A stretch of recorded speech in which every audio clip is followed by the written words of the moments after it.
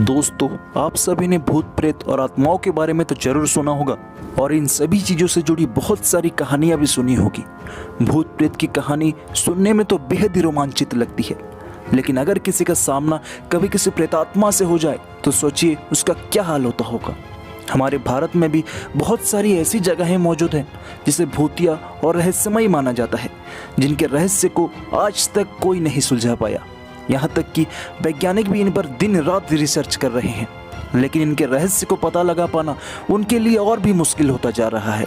आज हम भारत में मौजूद एक ऐसी जगह के बारे में बताने जा रहे हैं जिसे सिर्फ भारत ही नहीं बल्कि पूरे एशिया का सबसे हॉन्टेड प्लेस कहा जाता है। जी हाँ, the most haunted place in Asia. कहते हैं कि सूरज डूबने के बाद यहाँ रूहों का कब्जा हो जाता है, इसलिए सरकार ने भी यहाँ सीधे अक्षरों में बोर्ड लगा दिया है कि सूर्यास्त के बाद यहाँ जाना बिल्कुल मना है। कहते हैं कि अगर कोई भी सूरज ढलने के बाद यहाँ जाता है तो वो कभी वापस नहीं आता। जी हाँ दोस्तों, मैं बात कर रहा हूँ राजस्थान में मौजूद भानगढ़ किले के बारे में। आज हम भानगढ़ किले के इतिहास और उसके रहस्य के बारे में जानेंगे। इतिहास जानने से पहले आपको यहाँ घटी एक घटना के बारे में बताता हूँ। यह कोई मनगढ़ंत कहानी नहीं बल्कि एक सच्ची घटना है। मेरा दोस्त फिलहाल एक कॉलेज में एज ए स्टूडेंट पढ़ रहा है। तभी हिस्ट्री की क्लास चल रही थी। क्लास के दौरान एक टॉपिक आया जिसका नाम था भानगढ़ का किला, जो भारत के सबसे पुराने किलों में से एक है। और उनके सर ने उन्हें बताया कि यह पुराना होने के साथ साथ भारत का सबसे हॉन्टेड प्लेस है। तभी मेरे दोस्त के दिमाग में एक आइडिया आता है कि क्यों ना एक रात वहां काटी जाए, ये देखा जाए कि ये जगह सच में भूतिया है या नहीं। उसने जैसे तैसे अपने एक दोस्त को मना लिया। वैसे तो भानगढ़ किले के बाहर गार्ड्स हमेशा ही होते हैं, लेकिन जैसे ही सूरज ढलने लगता है तो वो गार्ड भी वहां से निकल जाते हैं। तो उन दोनों लड़कों ने गार्ड के जाने के बाद इस किले के बाउंड्री में से होकर अंदर घुस जाते हैं। बच्चे थोड़े डरे होते हैं, लेकिन हिम्मत जुटा के वो इस किले के अंदर चले जाते हैं और इतने में ही अंधेरा हो जाता है। चारों तरफ सिर्फ और सिर्फ काला घना अंधेरा। ये दोनों अपने साथ 2 टॉर्च और बैग में कुछ खाने के सामान पकड़े होते हैं ताकि रात को अगर भूख लगे तो वो उसे खा पाएं। कुछ देर तो सब कुछ सही लगता है, लेकिन जैसे जैसे रात होती जाती है उन्हें अचानक से मौसम में बदलाव महसूस होने लगता है। मार्च के महीने में गर्मी में उन्हें अचानक से ठंड होने लगती है और ये ठंड बढ़ती ही जा रही होती है। अचानक से इस किले में किसी के पायल की आवाज आने लगती है। ऐसा लगता है कि इनके पास कोई तो है जो इनके आसपास मंडरा रहा है, लेकिन वो इन्हें नजर नहीं आ रहा। वो दोनों लड़के बहुत ही ज्यादा डर जाते हैं। अचानक से एक आवाज आती है, मतलब ऐसा लग रहा था कि पास में कोई झरना है जिससे पानी गिर रहा है, और वो आवाज थोड़ी देर बाद अपने आप बंद हो जाती है। ये सब देखकर वो दोनों लड़के वहां से अपनी जान बचाकर भाग जाते हैं और घर जाकर डर के मारे सो जाते हैं। अगले दिन उन्होंने ये सारी बातें मुझे बताई। दोस्तों, वो दोनों आज तक उस सदमे से नहीं निकल पाए हैं।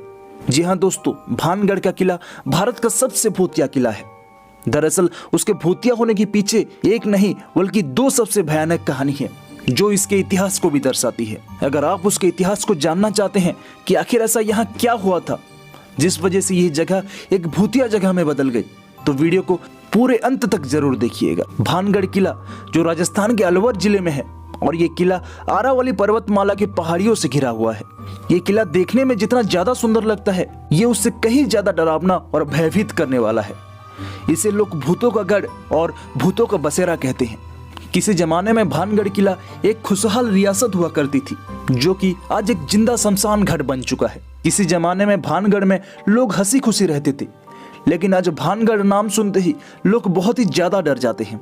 सन 1538 में इस भानगढ़ किले को बनवाया गया, जिसके बाद लगभग 300 साल तक भानगढ़ एक खुशहाल और आबाद रियासत रहा। इस किले को सन 1538 में आमेर के महाराजा राजा भगवंत दास ने अपने बेटे माधो सिंह के लिए बनवाया था। जब महाराजा भगवंत दास इस किले को बनवा रहे थे तो इस किले से कुछ ही दूरी पर एक साधु की कुटिया थी, जहाँ ऋषि बालूरथ नाम के एक संत महात्मा रहते थे। कहते हैं कि वो बड़े ही सिद्ध महात्मा थे। मतलब ऐसा था कि वो अगर कुछ कह भी देते थे तो वो सच हो जाता था। राजा भगवंत दास उन ऋषि को बहुत ही ज्यादा मानते थे, इसलिए उस किले को बनवाने से पहले अपने किले के निर्माण की योजना उन ऋषि को बताया।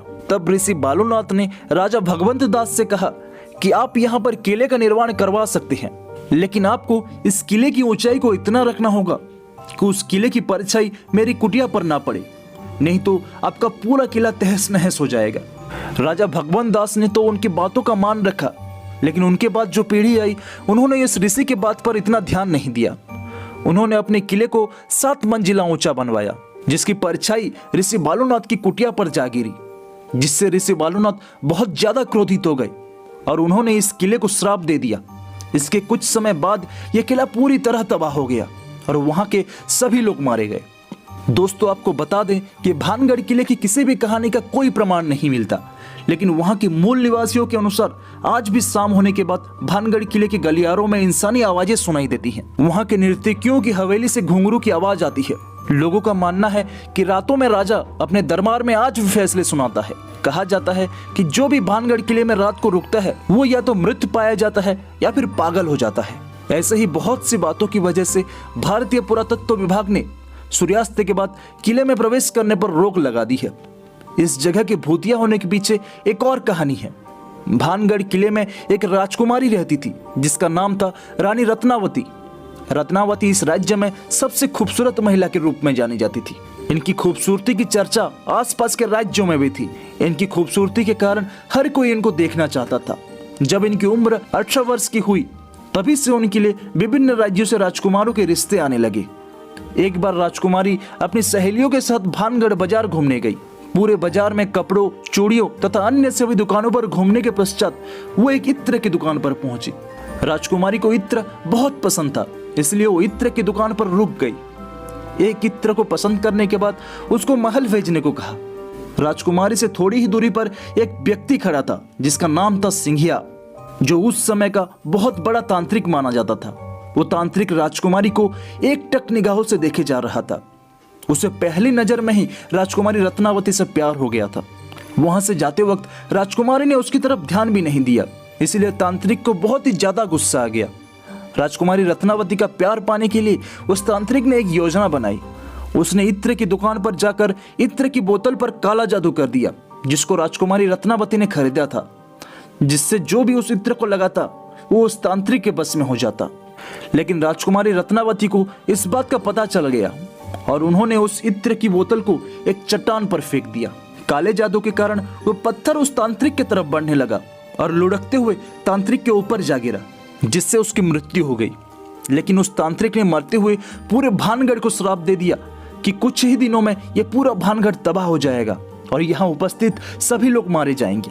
तांत्रिक के मरने के कुछ ही महीनों बाद भानगढ़ और अजबगढ़ के राज्य के बीच युद्ध हो गया और भानगढ़ के सभी व्यक्ति मारे गए, जिसमें राजकुमारी रत्नावती की भी मृत्यु हो गई। इसके बाद पूरा भानगढ़ सुनसान हो गया।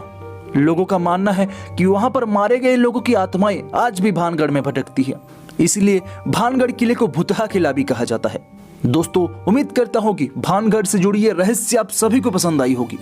अगर आप भारत में मौजूद ऐसी रहस्यमय जगहों के बारे में जानना चाहते हैं तो चैनल को अभी सब्सक्राइब करें और वीडियो को एक लाइक जरूर करें।